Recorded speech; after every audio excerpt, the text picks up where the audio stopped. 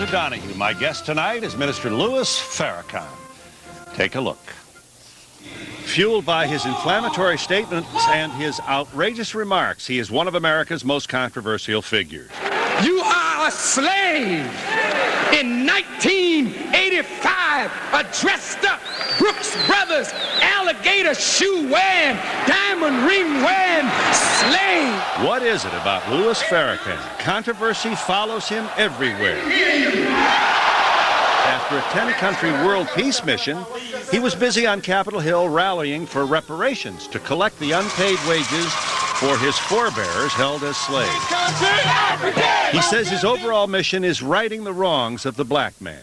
White folk rule us with fear. It is not white people, it's your fear of them that you gotta be freed from.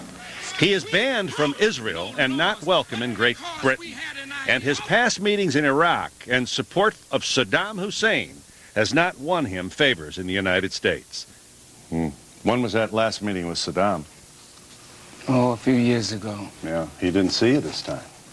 No, we didn't. Where have you gone wrong here? I mean, you're one of the most famous faces.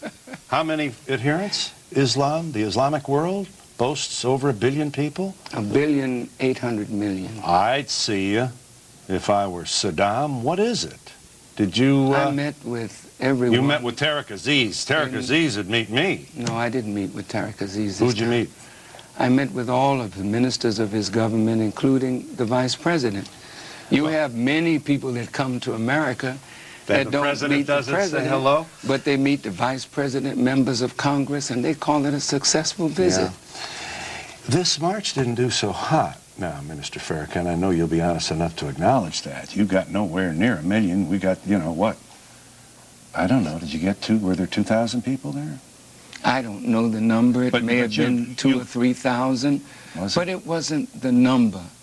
Those that tried to organize that march did the best they could with the little money that they had. At the last minute, I was asked to appear. And I did appear. The idea is more important than the numbers that were present, and that idea is beginning to resonate very strongly in the black community. You speak of reparations, about which we'll speak in just a moment. Here's the Vice President of the United States speaking today in Nashville, Tennessee. Mr. Vice President. There is no doubt that Saddam Hussein now has weapons of mass destruction. There is no doubt that he is amassing them to use against our friends, against our allies, and against us. Time is not on our side. Deliverable weapons of mass destruction in the hands of a terror network or a murderous dictator, or the two working together, constitutes as grave a threat as can be imagined. The risk of inaction are far greater than the risk of action. Not long ago, this was February of this year, you had this to say about President Bush, possible attack on Iraq. Here you are, Minister Farrakhan, February this year. President Bush does intend to go into Iraq. He's made you believe that Saddam Hussein is a terrible man. He's no more terrible than Bush. He's no more terrible than Bush's father. He's no more terrible than Clinton. Because all of them do things in the name of their government that if the truth were made known, there would be a Nuremberg trial for American presidents. You proud of that statement? Nuremberg trial? Absolutely. I know that what I said is the truth. The trial call. The American government is a criminal government in dealing with Iraq. Look at the statement of your vice president.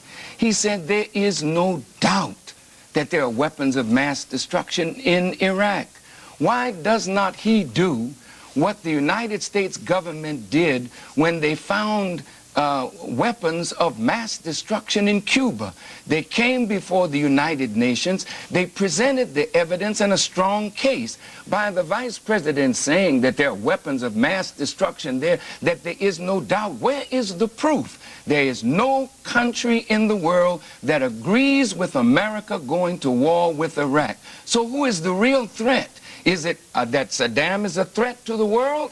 Or is that President Bush and his administration is a threat to world peace? You join significant numbers of Americans in condemning an attack on Iraq by the United States, especially if we're going to go alone, and it's increasingly looking like that's the case. Why the Nuremberg comment? Why, once again, the Nuremberg trials, one of the most civil attempts to redress a horrible grievance, a moment in 20th century history, trying imperfectly as it was carried out to bring justice, to bring those who did these horrible things to Jewish people to justice. Sir, you raise this. It's almost like I'm going to get these Jews again. Wham! Right there in the belly. We got them again. You know, there's a meanness about this, sir. A meanness that's not Mr. becoming Donahue, a minister. Let me say this. Go ahead. It has nothing to do with Jews. I'm talking about a principle. The trial was set up to rectify evils, injustice in the world, in dealing with the Jewish people. Here you have an international criminal court being set up that will deal with any nation mistreating their people. You talk about America the current does not wish to be a part of this international criminal court, nor does the Security Council give America a pass for a year that she can do whatever she wishes to do in peacekeeping efforts and not come before a world court. This is not right. Here's the president of the greatest nation on earth ordering a hit on Saddam Hussein. What makes our president any better than a mob boss or a gang leader or a drug leader that orders hits on people that you don't like? That is not the civilized way to behave, nor is that the way of the president of the greatest nation on earth to behave. Yes. Once again, you're not alone in this position. I don't know, I'm certain you must feel it. You have significant numbers of Americans who support the position that this is not a good idea to go in unilaterally. Brent Scowcroft, to name one. General Schwarzkopf, to name two. I mean, what's impressive to you in terms of military credentials?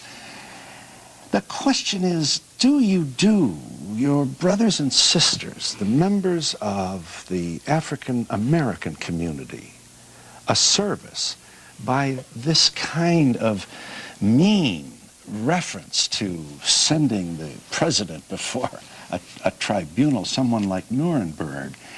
It sounds like you're doing your best to turn off the white folks and not make a step forward. But what I'm trying to show America, that you are not above the law. You say this is a government of laws and not of men. But now America wants to contravene international law and go before the world as an international criminal. I do not think that this is the way that the American people want their leaders to behave, and I think she's losing the respect of the nations of the earth by this kind of behavior. Yes, and you sat down with a guy who gassed the Kurds. Oh, sir. You sat down with a man who has knocked off members of his own cabinet, his closest friends. Look, you're not denying this man wait a minute. is wanton in the area of moral thinking and virtue. Sir, I sit down with white people who killed Native Americans, who brought my fathers into slavery for 310 years, who watched our people lynched and did nothing about it. So if I can sit with them... You may have sat down with the I ancestors sat down with the those. children of them. But is the American government so innocent? How did crack cocaine come into the black community? Why is AIDS the #1 killer of black people in America as well as in Africa? Is this just an accident? We have a government, sir, that needs to be opened up before the American people, because I believe there are criminals in this government that have to be brought before the bar of justice. And I'm not saying something as an insane radical, but if America continues in the way that she's going, the whole world will turn against her, and this is not something that I want to see or any decent thinking American wants to see. We are with Minister Louis Farrakhan, and we'll be back entertaining your phone calls in just a moment.